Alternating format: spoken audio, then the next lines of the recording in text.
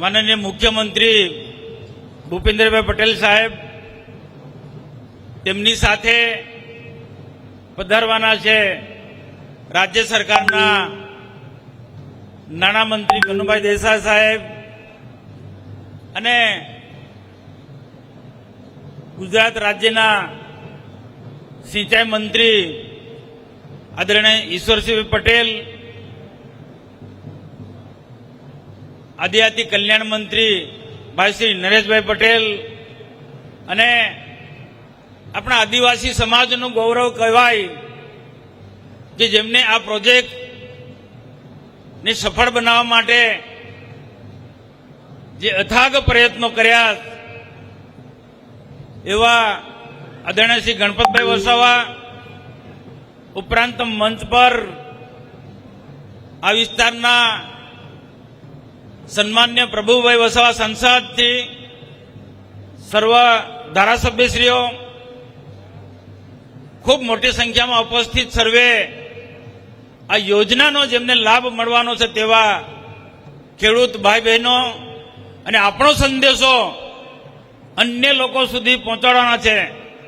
જે ટીકા ટિપ્પણી કરે સરકારની એવા લોકોને પણ જે સરકાર વિકાસના કાર્યો કરી રહી છે એની માહિતી પૂરી પાડવાના છે તેવા પ્રિન્ટ મીડિયા અને ઇલેક્ટ્રિક મીડિયાના સૌ મિત્રો, મારા અગાઉ પ્રભુભાઈ વસાવાજીએ તાપી કરજણ લિંક પાઇપલાઇન ઉદ્વહન સિંચાઈ યોજના અંગે અને રાજ્ય સરકાર જે વિકાસના કામો કરી રહી છે, આદિવાસીના ઉત્થાનના માટે જે રાજ્ય સરકાર કામ કરે છે એના માટે વિસ્તૃત આપણને માહિતી એમને પૂરી પાડી છે.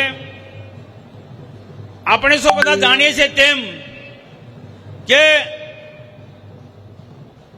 દેશના પ્રધાનમંત્રી નરેન્દ્રભાઈ મોદી સાહેબ ભારત સરકાર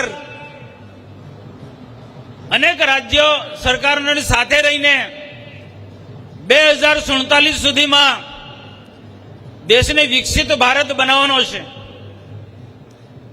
ને જ્યારે દેશને વિકસિત ભારત બનાવવાનો છે એના સાથે વિવિધ રાજ્યોની અનેક નાની મોટી કલ્યાણકારી યોજના લઈને ભારત સરકારની ગરીબથી માંડીને મધ્યમ વર્ગથી માંડીને ઉદ્યોગ જગત સાથે જોડાયેલા ખેડૂતો, યુવાનો, મહિલાઓ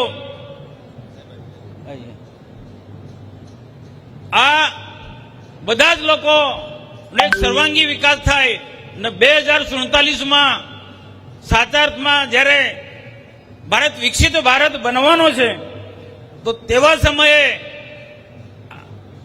આપણો વિસ્તાર પણ, આદિવાસી વિસ્તાર પણ પાછળ ના રહે એના માટે સિંચાઈની સુવિધાને વિશેષ પ્રાધાન્ય આપવામાં આવ્યું છે. દેશનો વિકાસ અનેક ક્ષેત્રોને ધ્યાનમાં રાખીને થઈ શકે છે, પરંતુ આદિવાસી વિસ્તારમાં સાચો વિકાસ કરવો હોય તો સિંચાઈ અતિ આવશ્યક આ વિસ્તારના ખેડૂતો માટે જરૂરી છે. સરકારની ગમે તેટલી યોજના હોય પરંતુ સિંચાઈનું પાણી ના હોય તો ધારેલો વિકાસ આપણે કરી નથી શકતા. આજે રાજ્ય સરકારના પ્રયાસોથી આપણા ગણપતભાઈ વસાવા જ્યારે આદિજાતિ કલ્યાણ મંત્રી હતા, વન મંત્રી હતા, એ વખતે આ ઉમરપાડા તાલુકો અને નર્મદા જિલ્લાના ડેડિયાપાડા તાલુકાને સિંચાઈનું પાણી મળે એના માટે ઉકાઈનું પાણી ઉદ્વહન કરીને આ સિંચાઈથી વંચિત છે એવા આદિવાસી વિસ્તારને સિંચાઈનું પૂરું પાડવા માટે એમને આ યોજના અમલમાં મૂકી. આપણી વચ્ચે મુખ્યમંત્રી પધારી ચૂક્યા છે.